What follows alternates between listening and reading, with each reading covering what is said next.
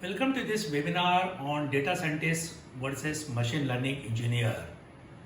Which track to take? I am Dr. Sarang.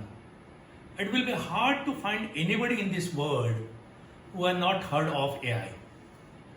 Artificial intelligence has penetrated in our lives so much that even an illiterate person possesses a smartphone that uses AI extensively.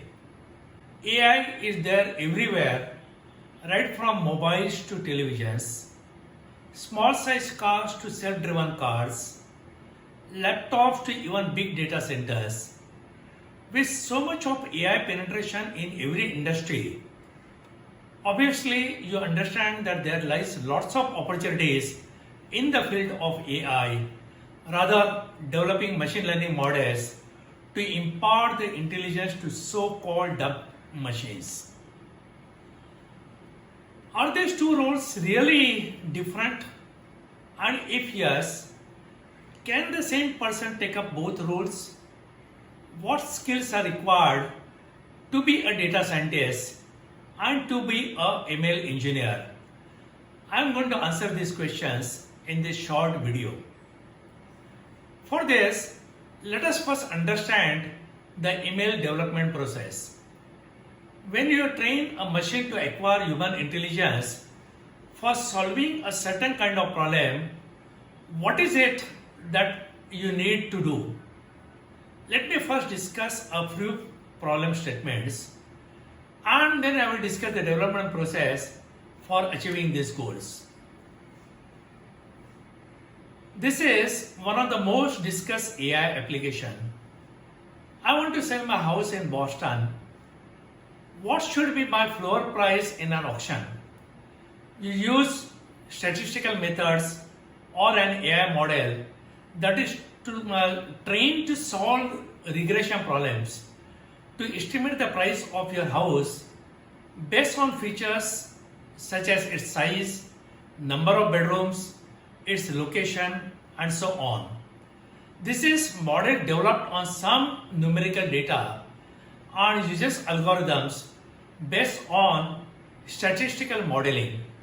If there are any fields which are text-based, you encode them into a numerical format for the machine to understand their values. This is another area where most of us want to use AI so that we can make quick money, and then there is no need for us to become a data scientist. Isn't it right? The stock price prediction is purely based on the numerical data. Several technical indicators are available for analyzing the trend. You can develop an ML model that signals you buy, sell, hold for stocks using the values computed by these indicators. These are just the two examples that I have sought here. There are numerous AI applications that you are aware of. What I want to point out here is that these two examples, and there are many more which work on numerical data. Such data is typically available to us in databases or Excel spreadsheets and even in NoSQL databases. So now let us try to understand the role of a data scientist and a ML developer engineer in the context of developing ML model based on numeric data. Now let me give you the entire workflow for the development of machine learning model. As you see here, the development starts with picking up a data set stored in a traditional database. You pre-process the data in the next step. Why pre-process the data? Because mostly the data that comes to us is never clean. If you talk about the stock data, it is 100% clean as it comes directly from an exchange and is extracted from their trade data. Even though there may be a few unwanted fields that make no sense for your ML algorithm. So these two require some pre-processing. Now if you talk about the data that is collected on the field, it will have lots of missing values, so-called nulls, wrong data values, types, especially the one which is stored in spreadsheets, as the spreadsheets do not do any data validation during its entry. So you need to pre-process the data. The entire purpose of pre-processing is to create a clean data set for machine learning. So here comes the first role of a data scientist, and that is to pre-process the data. Now let us look at the pre-processing in more details. What are the different actions in pre-processing the data? The first step is to remove nulls, as the machine cannot learn properly if there are nulls in the data set. The second step would be to remove duplicates. It does not make sense in leaving duplicate values, as this too will affect the machine learning. Other pre-processing would involve scaling numerical columns to a common range, for example 0 through 1, and encoding categorical columns, etc. These steps are the basic necessities of data cleaning. What comes next is more important for a data scientist. A data scientist visualizes different columns in the database using some tools to understand it better. For example, he may try to understand the correlation between the columns, imbalance in data set, and so on. The next task is the features and target selection. There are tools available for features engineering. A data scientist may use these tools along with the knowledge of the problem domain to decide on the final list of features and the target. At this time, he will also take his judgment on the kind of model he needs to apply to meet the problem requirements. For example, he may decide between regression and classification, between binary and multi-class, etc. The final task in data processing is splitting the data into training, validation, and testing. At this point, the data sets are ready for model development. Now let us try to summarize the tasks of data scientists so far.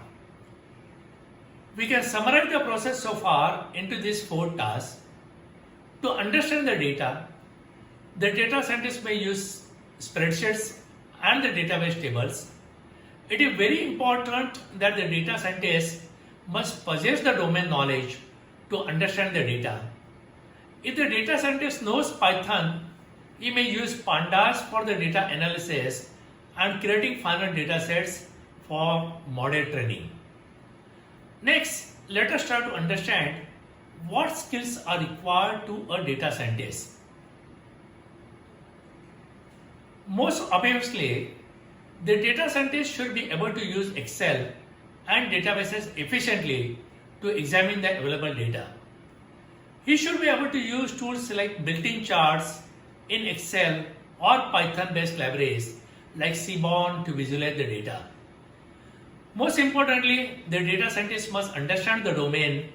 Without this knowledge, the features engineering would be almost impossible. Now, here comes another important skill the data scientist must possess: algorithm selection.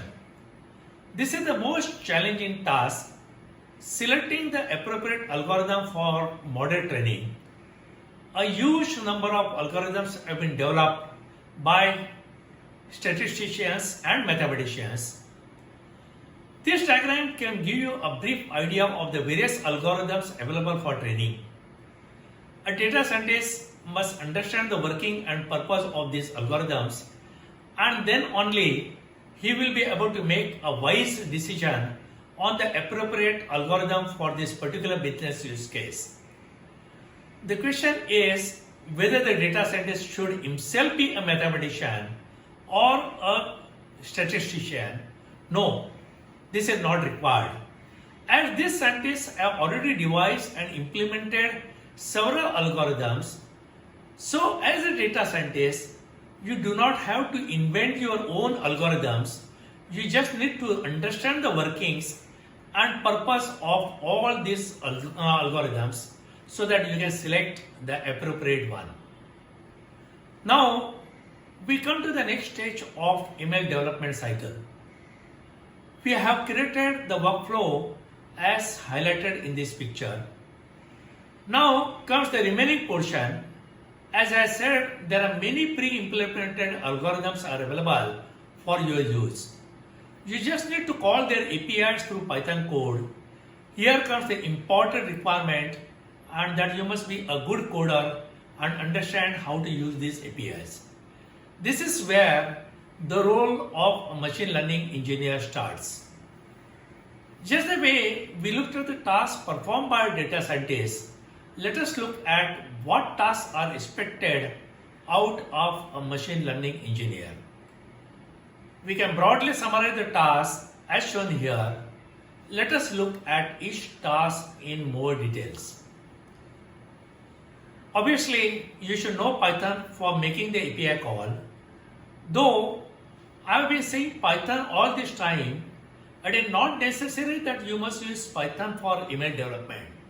You may use any other programming language of your choice. The only thing is Python is probably the most popular and widely used language in email. The point here is that an email engineer must be extremely good in Python to perform all these tasks. Very certainly, if you are an engineer, you must be a good developer too.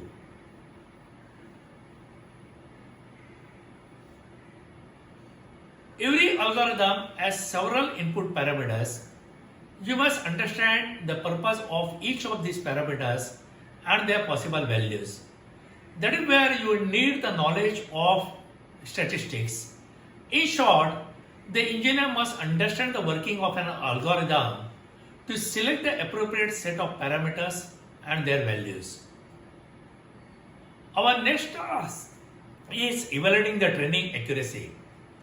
For this, the various metrics are available.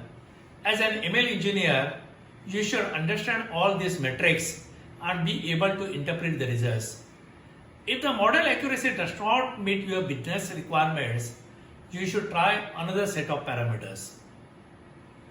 After you are done with the parameter selection, you will fine-tune those hyperparameters.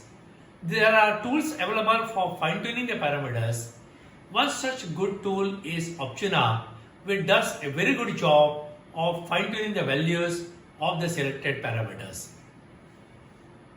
Our last task is the model's inference. If you are not happy with these predictions on the unseen data, you will have to iterate through the entire process, maybe even to select another set of features and retrain the model. You obviously need programming skills for all these tasks. Now let us try to summarize the skills expected out of an ML engineer. The expected skills of an ML engineer can be summarized as shown here. Let us look at each one individually. The first skill is that you must be an extremely good programmer. Now a data scientist may not be a good programmer, but he may collaborate with an ML engineer for model development. The next skill is having a thorough understanding of selected algorithm. We had seen earlier that this is the forte of a data scientist who knows statistics probably better than an engineer. The last skill that I have listed here is that the ML engineer must understand different evaluation metrics. He will present the results of the evaluations to a data scientist for his views or assessments. Are we now done in defining the roles of a data scientist and a ML engineer? Not really. The entire machine development cycle that we have seen so far pertains to what is now termed as good old-fashioned AI. This is where all the machine learning started with all statistical based techniques. The AI nowadays has advanced quite a lot. You now have neural networks and deep learning networks. These functions on similar lines to our human brain work and are capable of learning on their own. So your age-old traditional AI development process that we discussed so far now vanishes in air with this new development. Now, for this kind of AI development, what do you need to know? I have broadly summarized the required skills.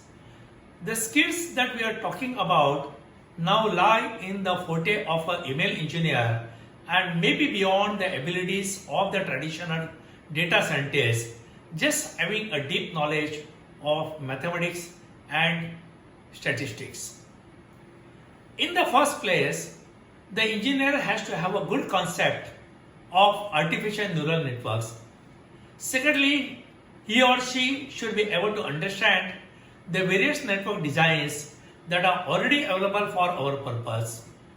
Lots of time and efforts have been spent in coming up with the different architectures. Each one has its own special application. So as an engineer, you should be able to select the appropriate network topology to use your business case. Though there are many predefined architectures available for specialized purposes, generally we design our own network using the various kinds of predefined layers. As an engineer, you should understand what are those different layer types and what is the purpose of each.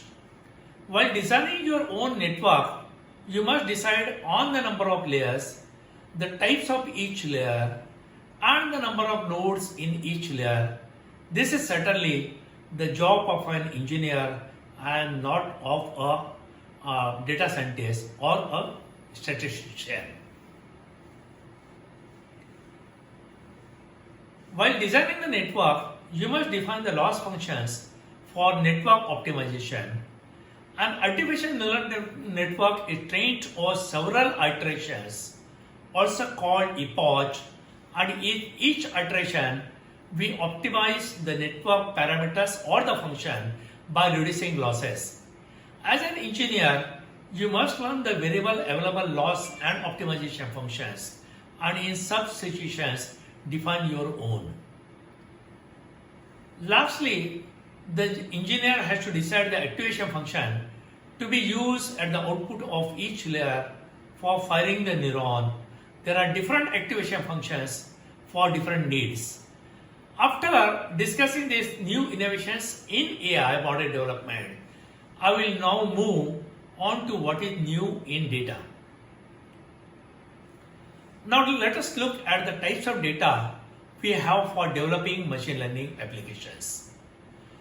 There are the three data types that nowadays we work with. Let us discuss this one by one. The data that we have discussed so far is mostly numeric and comes from traditional databases. A database has certainly a small and limited number of columns, so that the number of features for model training is usually small. Having a limited number of features saves you on the processing power that you require for model training. There are many ML applications these days that use image data. You are aware of applications like face tagging in Facebook, vehicle detections in a live video stream for traffic monitoring, person identifications in surveillance systems, and so on. All these ML models are trained on image data. And not only that, the number of images to train these models go in millions. Your traditional ML techniques based on statistics cannot be used for such applications. You need to use DNN. In such developments, there is no data pre-processing like what you saw in good old-fashioned AI. If at all any processing is required on the image data, it could be like an image augmentation to take care of smaller data sets and so on. For this, there are libraries available, and it is the job of an ML engineer to apply any pre-processing, if at all if it is required. You can see that there is no role for a traditional data scientist for developing such applications. Rather, an ML engineer must understand ANN, DNN and should be able to develop good and well-performing architectures. Our next data type is textual data. You have heard of ML applications like spam detection in email, sentiment analysis in tweets, topic modeling for news live feed, language translation, and so on. All these models are based on text input. The type of data processing that you need for text data is quite a lot different than processing numeric data. You do not need mathematics and statistics to process text data. Rather, you must understand natural language, the semantics, and so on. We have seen the entire machine learning cycle and the functions of the so-called data scientists and ML engineers in the entire process. Now, whatever the industry names these roles, you have understood the requirements of machine learning. Hope this can help you in deciding your career path in this promising world of AI. There are plenty of opportunities, and it does not really matter whether you come from a maths or a stats background or purely an engineering background with very little domain knowledge and abilities to understand the data. For both types of people, you will need to acquire the skills in other areas which do not come under your forte. It is not at all difficult to acquire these skills, and there are several tools available to ease the developments. Very rarely you will be designing your own algorithms that will require high amount of mathematics. Good luck in your learning.